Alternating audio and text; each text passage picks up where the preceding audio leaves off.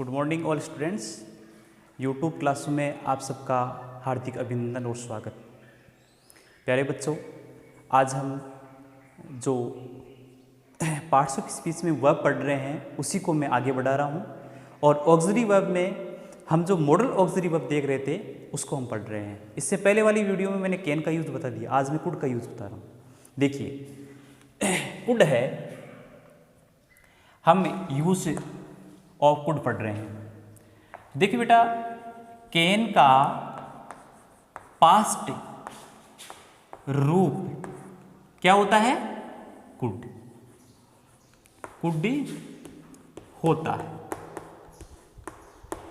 ठीक है। कैन का पास्ट रूप कुड होता है।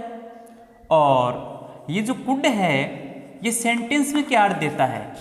कभी कभी तो इसका अर्थ सका, या फिर हम कई बार इसको सकता था भी सेंटेंस में इसका अर्थ ले सकते हैं, बोल सकते हैं, ठीक है। नेक्स्ट देखिए, अब इसका यूज कहाँ होता है, कब होता है, ठीक है। कैन का यूज, ये सॉरी कुड का यूज हमें कब करना है, कहाँ होता है, ये देखना है। तो देखो कि एक तो हमने कैन का यूज पढ़ा, ठीक है, कैन का यूज पढ़ा और उसमें हमने कैन का यूज समझा। देखो वही कैन का यूज इसमें भी चलेगा, यानी जहाँ कैन का यूज होता है जिन भावों के लिए, उन्हीं भावों के लिए कुड का यूज भी होता है, लेकिन टेंस पास्ट होना चाहिए। तो देखो, to express ability, capacity, power, strength, देखो to express ability, capacity, power, strength, intelligence,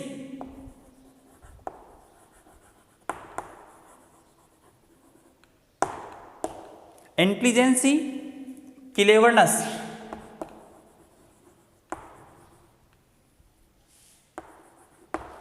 cleverness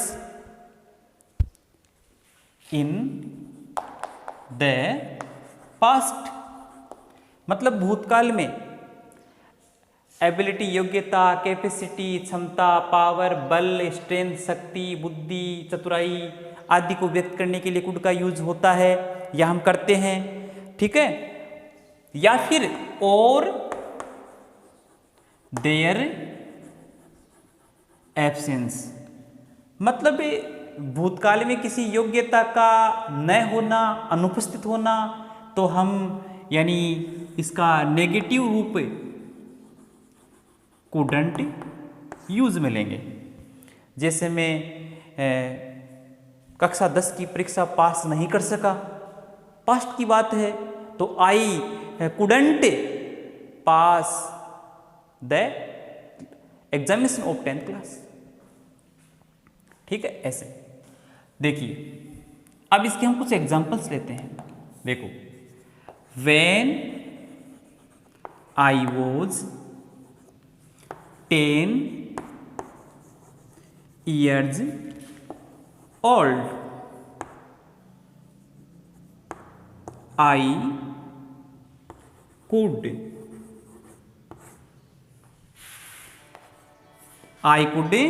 speak, I could speak English. When I was 10 years old, जब मैं 10 वर्ष का था अंग्रेजी बोल सकता था। When I was 10 years old, I could speak English, मैं अंग्रेजी बोल सकता था। तो देखो, ये मेरी अंग्रेजी बोलने की एबिलिटी तो व्यक्त हो रही है, लेकिन किस टेंस में? इन पास्ट, यानी भूतकाल में व्यक्त हो रही है।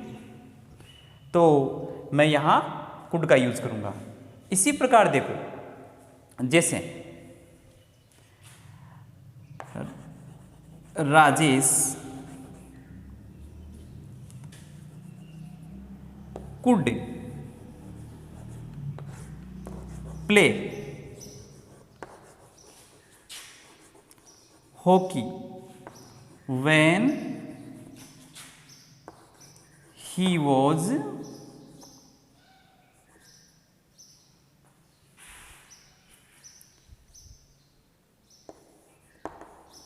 at years old। Rajesh hockey खेल सकता था कब? When he was 8 years old, जब वो 8 वर्ष का था। तो बेटा यानी भूतकाल में किसी योग्यता को, कैपेसिटी को, शारीरिक मानसिक योग्यता को व्यक्त करने के लिए अगर पास्ट टेंस का वाक्य हो या भूतकाल का वाक्य हो तो हमें कुड का यूज करना है। तो ये तो देखो कुड का यूज फर्स्ट यूज हुआ। अब देखो कुड का यूज हमें सेकंड पढ़ना है कि ये कुड का यूज और कहाँ कहाँ हो सकता है या कहाँ कहाँ हमें करना है। तो देखो इसका नेक्स्ट यूज देखो, टू एक्सप्रेस। टू एक्सप्रेस व्यक्त करने के लिए, क्या व्यक्त करने के लिए? पास्ट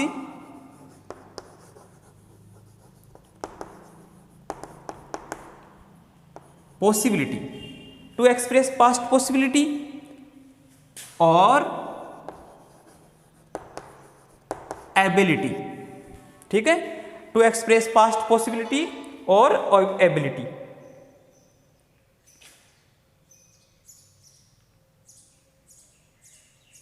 देखो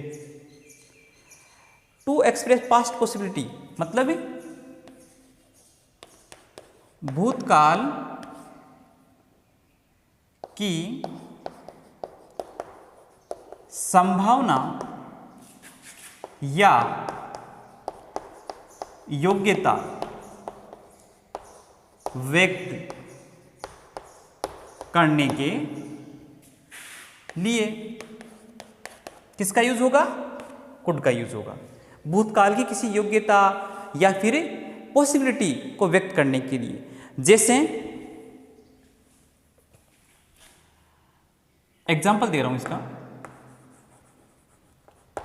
Govind could have passed the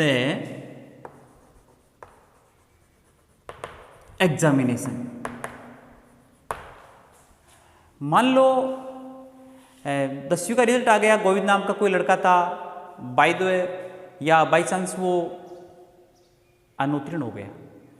अब हम चर्चा कर रहे हैं कि हाँ गोविंद तो पास हो सकता था, उसमें योग्यता तो थी, तो हम भूतकाल की संभावना व्यक्त कर रहे हैं कि गोविंद में ऐसी योग्यता थी। तो Govind could have passed the examination, Govind परीक्षा में पास हो सकता था, ऐसा ही तो बोलेंगे हम। नेक्स्ट देखो, जैसे he could have caught the train, वह ट्रेन पकड़ सकता था लेकिन पकड़ नहीं सका, उसकी योग्यता हम व्यक्त कर रहे हैं। लेकिन वो तो देखो अब ट्रेन भी चली गई और वो पकड़ भी नहीं सका, ये तो बात जैसे मान लो कि कल की थी, परसों की थी, 2 दिन पहले की थी, 5 दिन पहले की थी। अब हम चर्चा कर रहे हैं उसकी योग्यता, उसकी संभावना को व्यक्त कर रहे हैं। इस कारण से ऐसी स्थिति में भी हमें कुड का यूज करना है। तो देखो ये कुड के 2 यूज हुए। अब देखो इसका थर्ड यूज क्या है, यानी तीसरा यूज क्या है? To express polite request, to express polite request in present with interrogative. इसको समझना, to express polite request in present with interrogative यानी वर्तमान में विनम्र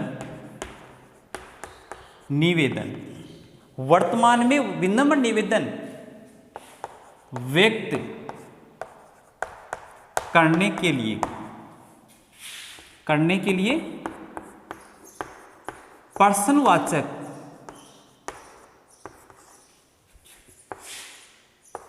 वाक्य में किसका यूज करेंगे? कुड का यूज करेंगे। जैसे could you tell me the way. देखो, could you tell me the way, could you tell me the way to the station.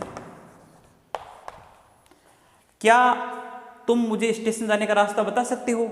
जैसे मान लो कि हम नली मार्केट में है और कोई अजनबी व्यक्ति हमसे पूछ रहा है कि क्या मुझे स्टेशन जाने का रास्ता बता सकते हो, तो अगला है ना बिल्कुल पोलाइट विनम्र भाषा में हमसे पूछेगा, और पूछेगा इसका मतलब वो हमसे मतलब प्रश्न कर रहा है, उसका सेंटेंस इंट्रोगेटिव होगा।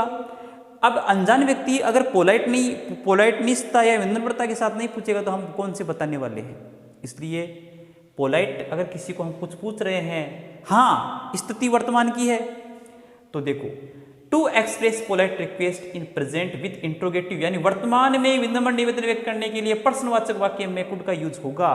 तो could you tell me the way to the station, वो इस प्रकार हमसे पूछेगा कि क्या आप मुझे स्टेशन जाने का रास्ता बता सकते हो।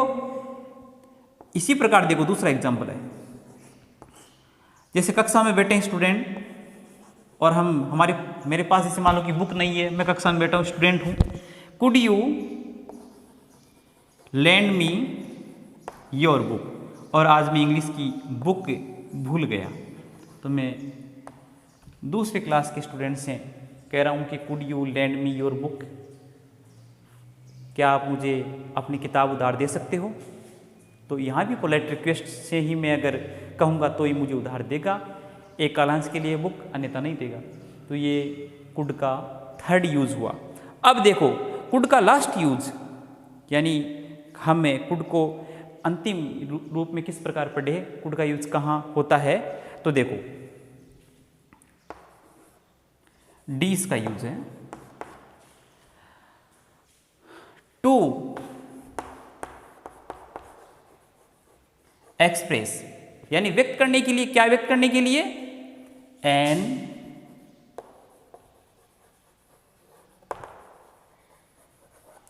इमेजरी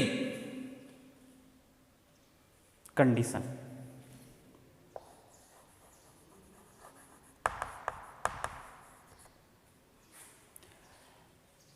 यानी इमेजरी कंडीशन व्यक्त करने के लिए कंडीशन तीन होती है, open condition, imaginary condition, impossible condition. तो इमेजनरी कंडीशन के रिजल्ट क्लोज में कुड का यूज होगा, यानी इमेजनरी कंडीशन मींस यानी काल्पनिक शर्त,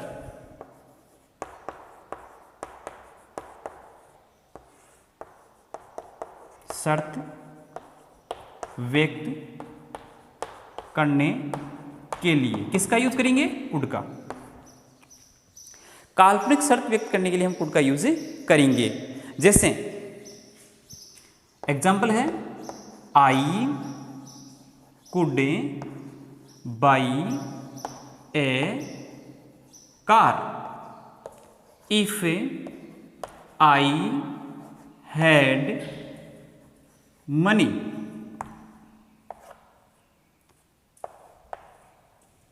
I could by A car if I had money. तो देखो ये है ना रिजल्ट क्लोज है और ये इफ क्लोज है, तो इसका हिंदी अर्थ है यदि मेरे पास धन हो तो मैं कार खरीद लूं, लेकिन मेरे पास धन भी नहीं है, मैं कार खरीद भी नहीं सकता, ये तो केवल कल्पना कर रहा हूं। नेक्स्ट देखो इसका एग्जाम्पल है, if I tried, if I tried I could have, sorry I, देखो if I tried I could